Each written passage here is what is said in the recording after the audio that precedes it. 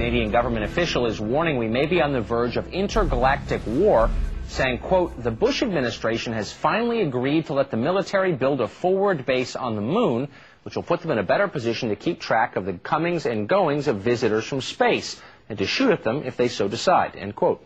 Paul Hellyer is a former Minister of Defense and Deputy Prime Minister of the country of Canada. He joins us now from Toronto. Mr. Hellyer, thanks a lot for coming on.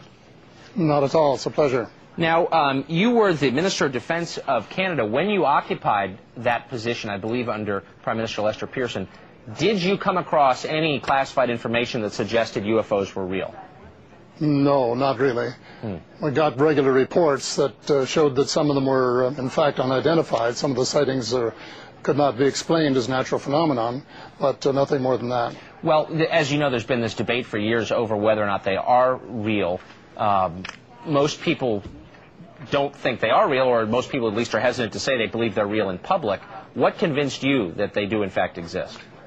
Well, for the last 2 or 3 years, I've been looking at the evidence and assessing it much as, I guess, a judge would, and trying to determine who was telling the truth and who wasn't.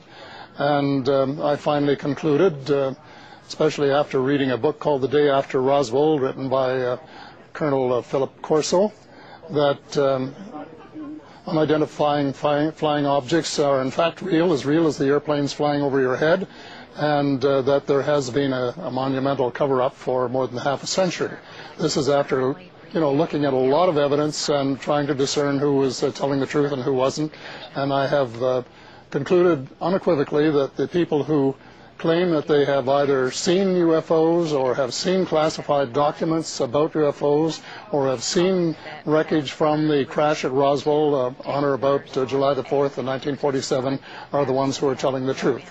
And consequently, I'm basing my my policy considerations on that. Where did you come across this information that the Bush administration is building a forward base on the moon? And why would they do that? And why would they keep it from the public?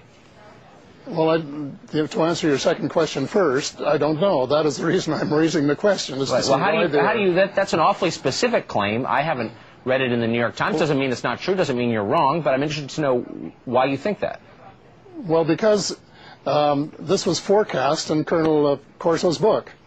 They were wanting to build a base on the moon as far back as 1964.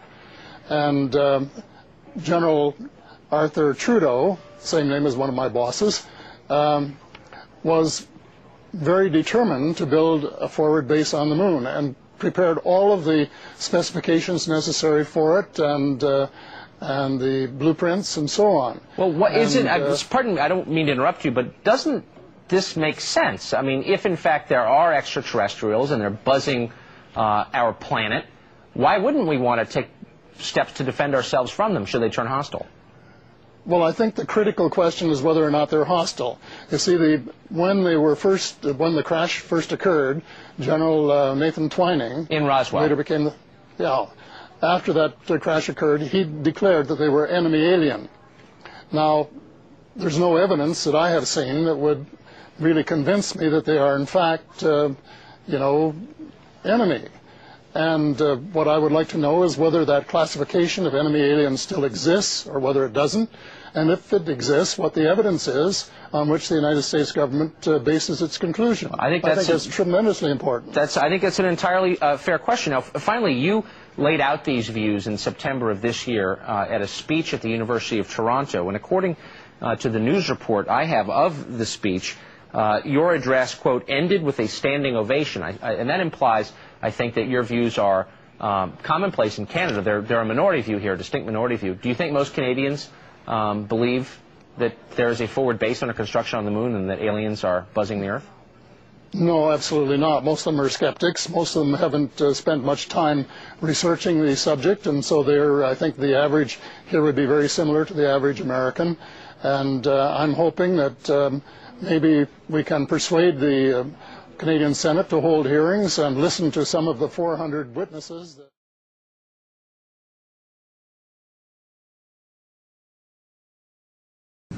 My name is Donna Hare, and I worked at Philco Ford Aerospace from 1967 to 1981. And I knew someone in quarantine with the Apollo astronauts. He told me that the Apollo astronauts saw craft on the moon when we landed. And that is what he told me. And he also was afraid, he said that the astronauts are told to keep this quiet. They're not allowed to talk about it.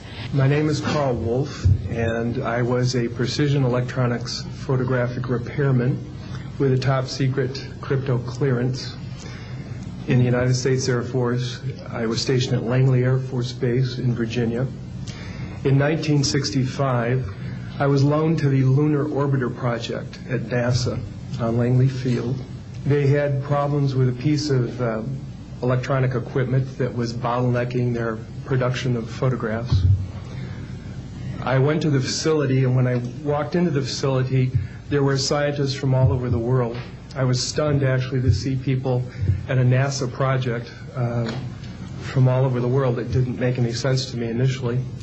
I was taken into the laboratory where the equipment was malfunctioning. I couldn't repair it in the dark. I asked to have it removed. A airman second class was in the dark room at that time. I was also an airman second class. About 30 minutes into the process, he said to me, in a very distressed way, by the way, we've discovered a base on the backside of the moon. And then he proceeded to put photographs down in front of me, and clearly in these photographs were structures, mushroom-shaped buildings, spherical buildings, and towers. And at that point I was very concerned because I knew we were working on compartmentalized security. He had breached security, and I was actually frightened at that moment, and I did not question him any further.